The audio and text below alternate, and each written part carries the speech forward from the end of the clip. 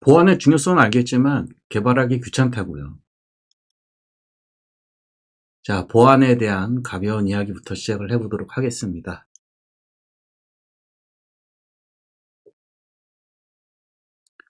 우리가 소프트웨어를 조금 분석을 해보자면, 시스템을 분석을 해보자면, 기능적인 특징이 있고, 그 다음에 비기능적 특징이 있는데, 뭐 요거는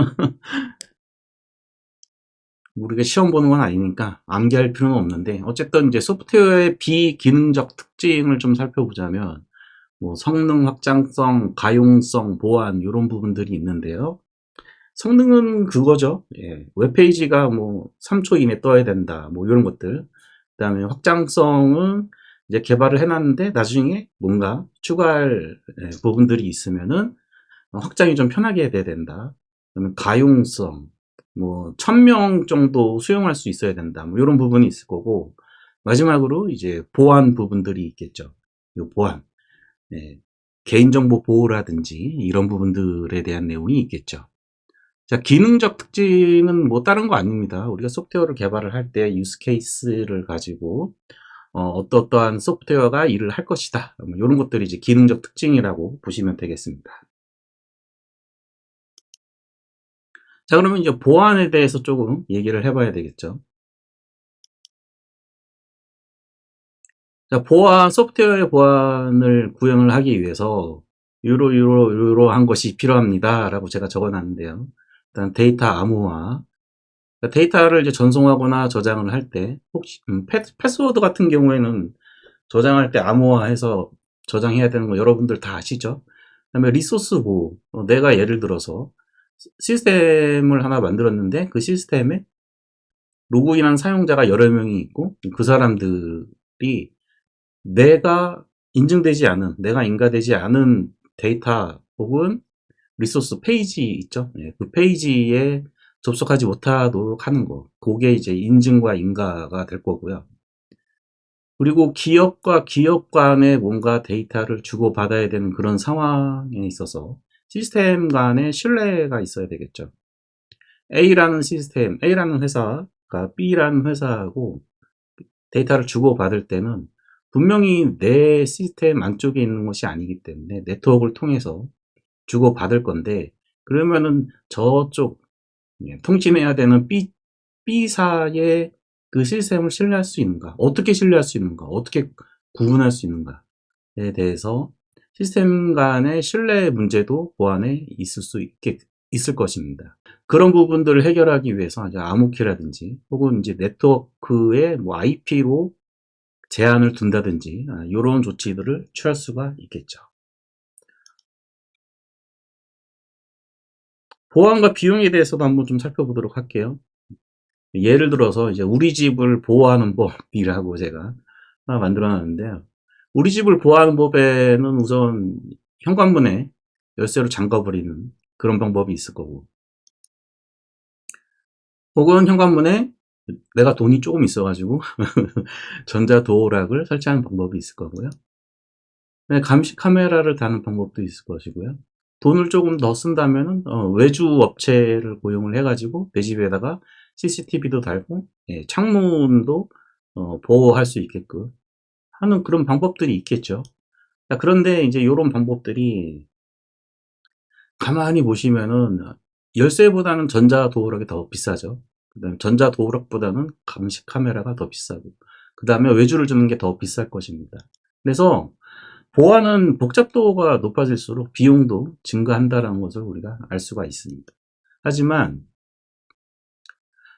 사고가 발생했을 때는 더 커다란 손실을 가져오는 게 또 보안이죠. 그래서 그 보안과 비용의 이제 적절한 그 수준을 유지하는 것도 필요하긴 한데, 그거를 우리 일반적인 회사에서는 개발자가 판단하기를 원하죠. PM이나 뭐 혹은 경영진이나 뭐 이런 사람들은 비용을 적게 들이는 게 좋으니까, 그러면은 이제 개발자한테 가서 물어보는 거죠.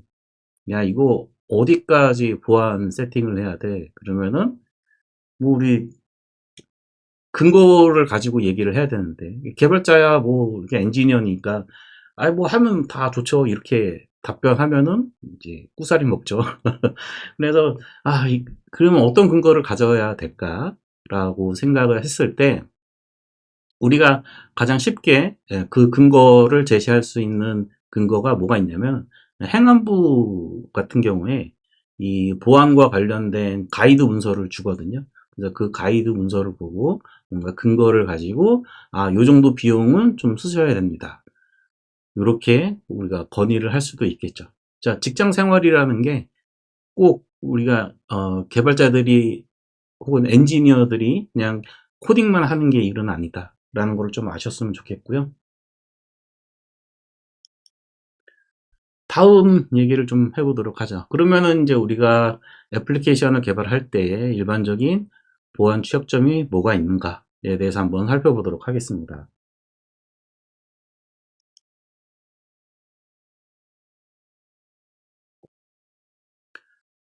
총 8가지를 준비를 했고요. 우선 인증 인가 취약점이 있습니다. 그러니까 인증이라고 하는 것은 오센티케이션, 그 다음에 인가라고 하는 것은 오스라이제이션이라고 얘기를 합니다. 이걸 영어 약자로 표시를 할 때는 인증을 오스N, 그 다음에 인가를 오스Z라고 표기를 많이 하는데 그런 표기도 좀 알고 계시면 좋을 것 같고요. 인증이 뭐냐? 인증이라고 하는 것은 이제 사용자를 식별하는 거를 인증이라고 얘기를 합니다. 그 다음에 인가는 권한을 부여하는 것을 얘기를 하는데요.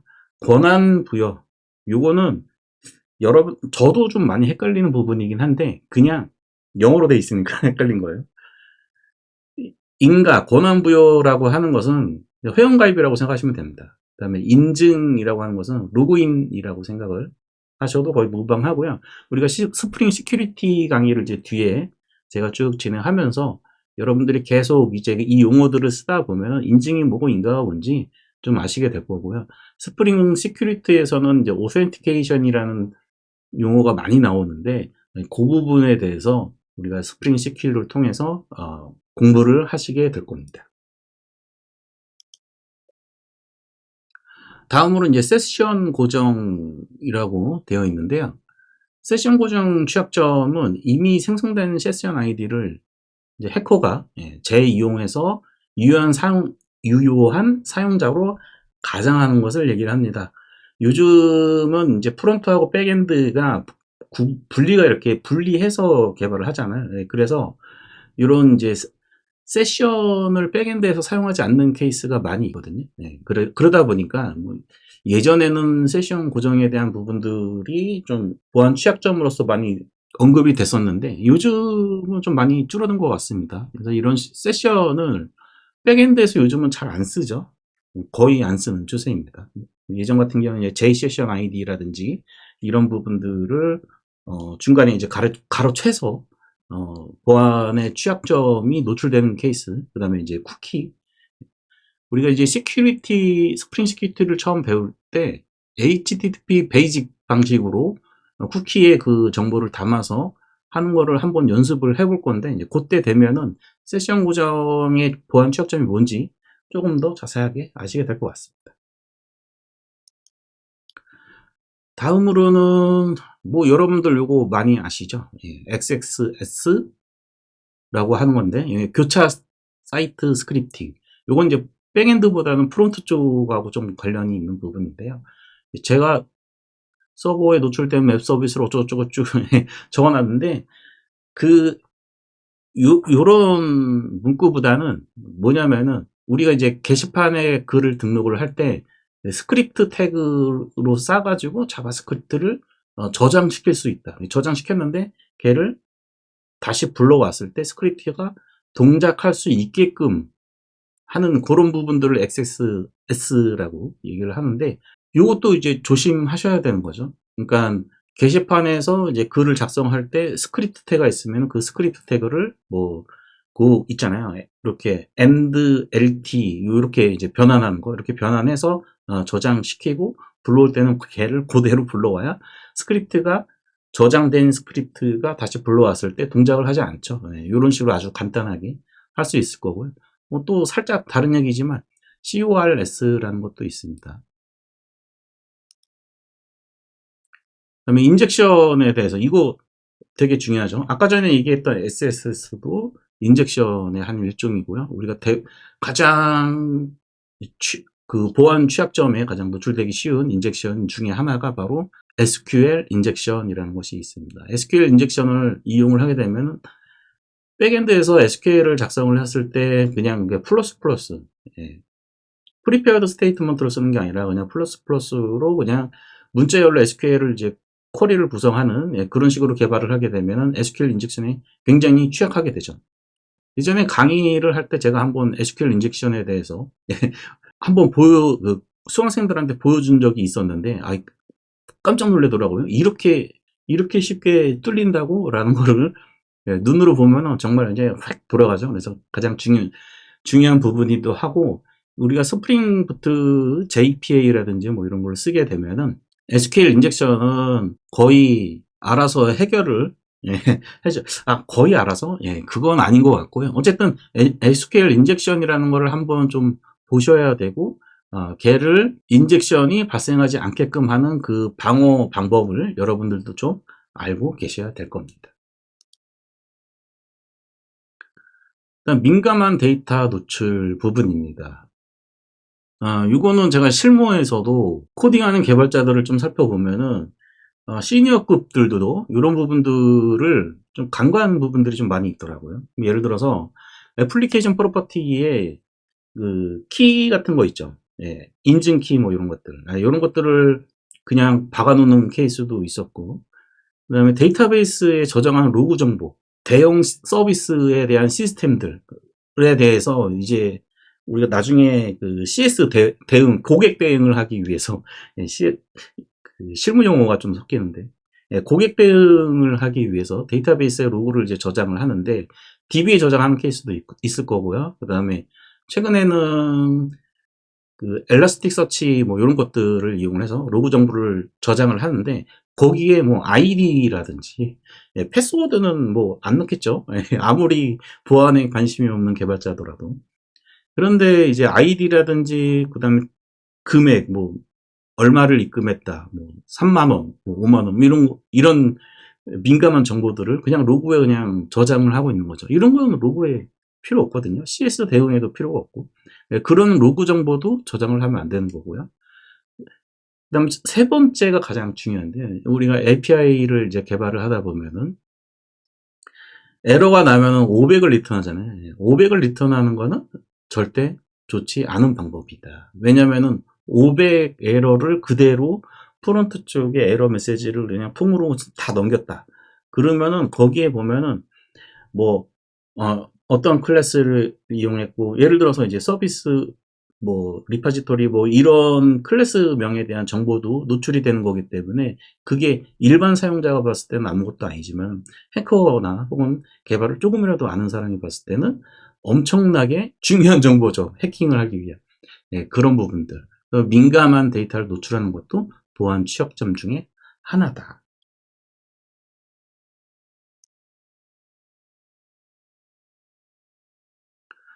메서드 접근 제어 부족이라고 되어 있습니다. 자, 이 부분은 우리가 스프링 시큐리티를 공부를 하면서 메서드의 접근 제어를 넣는 쪽에 대해서 공부를 하게 될 거고, 뭐 책이나 자료들을 찾아보면은 보통 일반적으로 API를 이렇게 만들어 놨으면 API에 이제 키를 우선 획득을 해서 그 URL을 호출할 수 있게끔 하게 되죠. 그러면은 컨트롤러 계층에만 접근 제어를 적용을 한 건데, 그게 아니고 우리가 이제 서비스 레이어나 리파지토리 레이어까지 이 접근 제어를 적용을 시켜 놔야 된다라는 얘기인데, 저는 아키텍처에 따라서 좀 달라진다라고 생각을 했어요. 그러니까 우리가 일반적인 레이어드 아키텍처라면 한 서비스 레이어 정도까지는 접근 제어를 좀 해줘야 되는 거고, 또 다른 아키텍처를 사용을 한다면은 전체 계층을 다 해야 될 필요도 있을 수도 있습니다. 그래서 이거는 조금 여러분들 좀 생각을 같이 해보셨으면 좋겠습니다.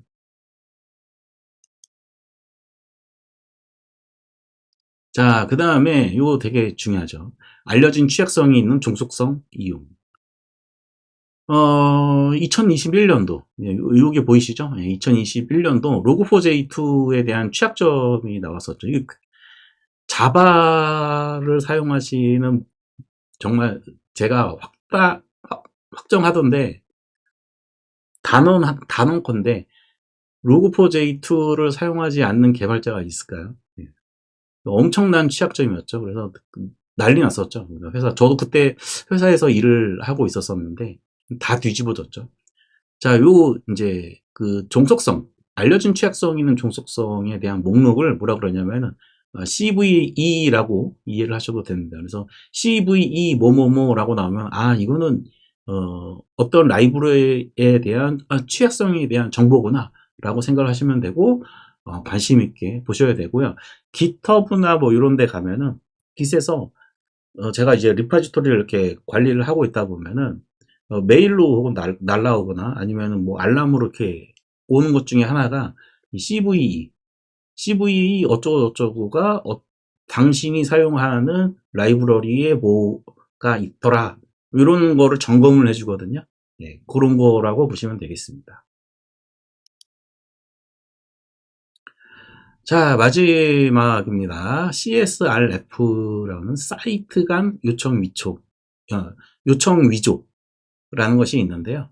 요게 가능하려면은 가정이 하나 필요하거든요. 그래서 특정 서버에서 리퀘스트 URL을 추출해서 외부에서 재사용할 수 있다라고 가정할 때 URL을 이제 획득을 했는데, 요거를 그냥 호출하기 위해서 뭔가 아까 제가 말씀드렸던 것처럼 뭐 키를 획득한 후에 호출을 하게끔 한다든지 뭐 이런 대책이 전혀 되어 있지 않을 때, 그래서 사이트 간 요청 위초는 솔직히 조금 이 가정 하나 때문에 쉬운 건 아니에요. 쉬운 건 아니지만은 그렇게 대비하지 않고 개발을 했을 때에는 그 URL만 가지고 호출을 했을 때 받는 쪽 서버가 리퀘스트 출처를 확인하지 않고 실행하면은 다른 모든 곳에서 실행될 수 있다라는 거죠. 그러니까 아무 제약 없이 URL만 가지고 호출할 수 있게끔 만들면 안 된다. 뭐 요거는 여러분들 뭐 당연한 얘기지만 제가 요 PPT의 제목이 뭐였죠? 개발하기 귀찮아요. 잖아요. 그렇죠? 그래서 이런 부분에 대한 코딩도 연계 서비스를 만들 때 기본적으로 고려를 해서 만드셔야 된다. 스프링 시큐리티로 한번 만들어두면 건드릴 일 없지 않나요?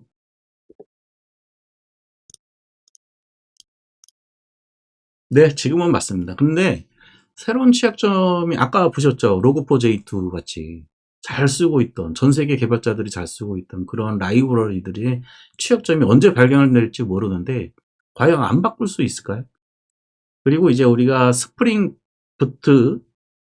프레임워크를 이용을 했을 때 이런 보안 관련된 가장 좋은 프레임워크는 뭐 여러 프레임워크가 있지만 저는 이제 스프링 시큐리티라고 생각을 하고요. 이런 스프링 시큐리티 시리즈를 이제 시작을 해보려고 합니다. 자, 그러면 스프링 시큐리티 시리즈로 다음에 만나 뵀으면 합니다. 다음에 만나요.